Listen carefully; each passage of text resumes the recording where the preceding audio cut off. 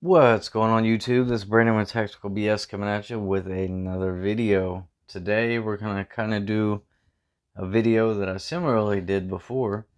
The first one was, how many handgun magazines do you need? This video, how many mags do you need for your AR-15? As you can see here, I have a decent collection. I don't think it's too over the top, but I got a few, right?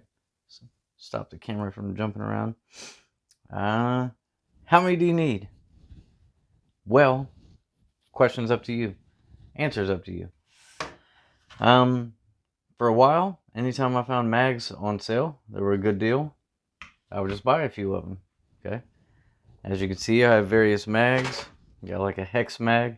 Never even used this mag. Came in one of my tac packs. Couple of Min 2 mags.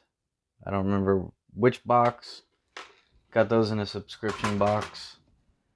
When the red Lancer mag came out, I definitely wanted to pick one of these up because red's my favorite color. So that's pretty awesome. I have a lot of these Gen 2 P-Mags, just 30 rounders. My favorite, other than the Lancer, is the Gen 3 P-Mags with the windows. I like being able to see the ammo through there. At least let me know I got something going on. I only have, like 7 of these. Majority of them are the Gen 2 P-Mags, which work fantastic. No issues there. I do have one 20-round magazine, so shooting from a bench or something like that, you got a little bit more clearance to be able to shoot off a bag. Really, you can't go wrong with any of these magazines. Defensive purposes, I definitely stick to like Magpul or Lancer, just for track history, along with everything else. As you can see, most of these Gen 2 mags are unloaded. I used to store all my magazines fully loaded, ready to go, but the problem with that was storage. I'm not worried about the springs on the magazines. Anybody knows anything about magazines and springs, it's the constant loading and unloading that are going to wear your springs out, and not just sitting here loaded. They'll be fine. More worried about storage with humidity when it comes to ammo, right? I have ammo loaded up in these things all the time. I don't want, humidity to damage the ammo whatsoever. I store my ammo in 50 cal ammo cans with decadent packets in them to help keep the moisture away and prevent any damage to the ammo. And you can store your magazines in the ammo cans as well. The problem with that is you need a lot more ammo cans to store these in. I stored my loaded magazines here in my gun safe with my guns ready to go if I need them. But then all my, empty ones back here, I just store in one of my storage toolboxes. So if I need them, they're there. I just don't, I'd like to have them loaded, but like I said, you can't fit very many of these 30 round magazines into 50 cal ammo cans. So I would have to have a ton of ammo cans just for magazines that are loaded. I'd rather store all my ammunition in the ammo cans. Store these things away separate. I used to keep them all loaded. So here's an answer for you with how many mags do you need. Ideally, to where you can go to the gun range and never have to reload. So I used to load up all my magazines on range day, go out to the range, didn't reload one single time. All I did was swap magazines out, good to go. Downside of that, if you have this many magazines, it's not hard to spend $1,000 on a range trip in less than an hour. So that's one of the other reasons that I stopped loading all these magazines, because I'd want to take them all to the range and mag dump like crazy. And then before you know it, I've gone through 1,000, 1,500 rounds in no time flat. SHTF, WROL. Without rule of law, shit hit the fan. How many mags do you need? You need enough mags to where if these become damaged, these become lost, you have a backup. Okay. What would my rule of thumb be? 10 mags for every rifle would be my rule of thumb. And who am I? I'm nobody. But that's just what I would do. As you can see, I've opted to go for more than that. But that's just, like I said, you catch them on deals. There for a while, PSA would do their, what was it?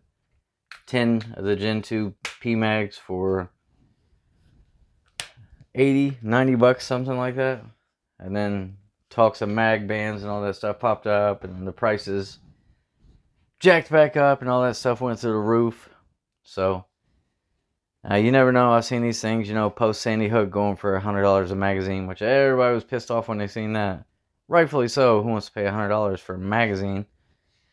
But, I mean, those are things that can pop up.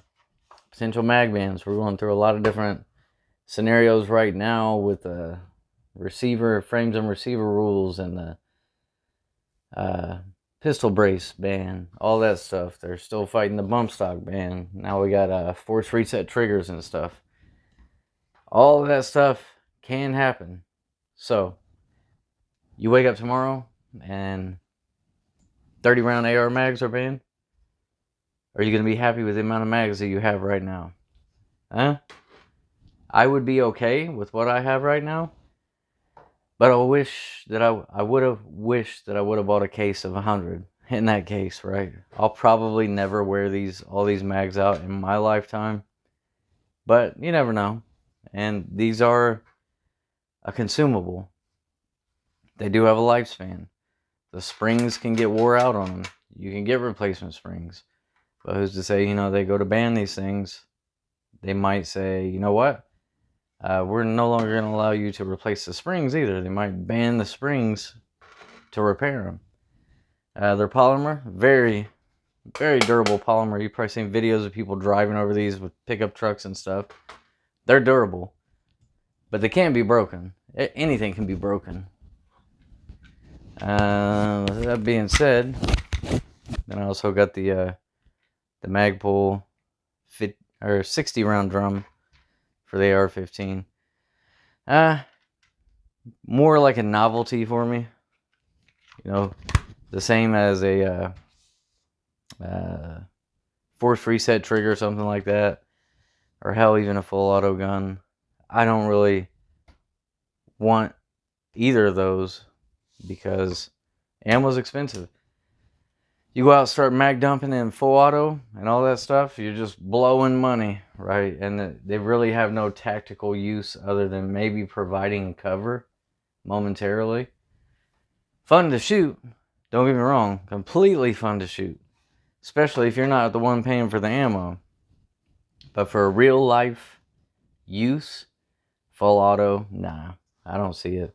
3 round burst maybe, but definitely not full auto. Like I said, cover fire is about all you're getting out of it. Accuracy, yeah, I'm sure there's some badass, tactical special ops guy out here that's like, oh man, I can put a 1-inch group at 200 yards in full auto. Well, first of all, no you can't, but I'm sure there's people that are very accurate with them, let's say that.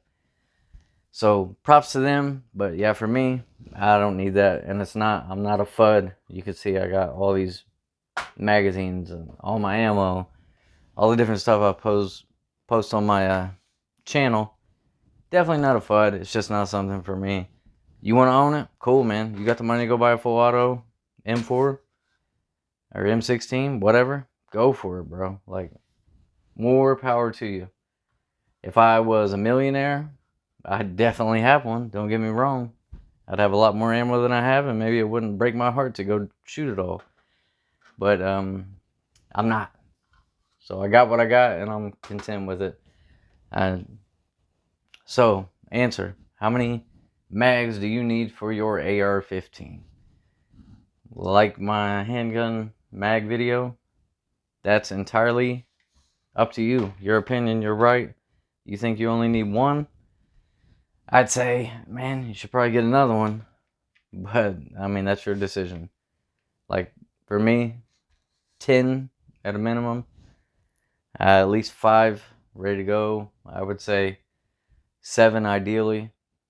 6 on you. 1 in the rifle. Good to go. But everybody's different, man. Basically all I got. Definitely recommend the Magpul Lancer.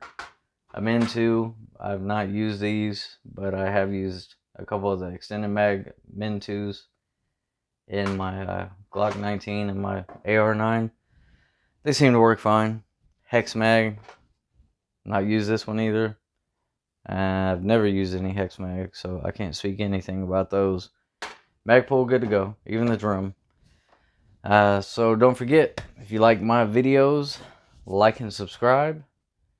Drop me a comment. Let me know how many mags you have, how many you think you need, and am I crazy because I have what I have? Alright, I'll check you guys on the next video.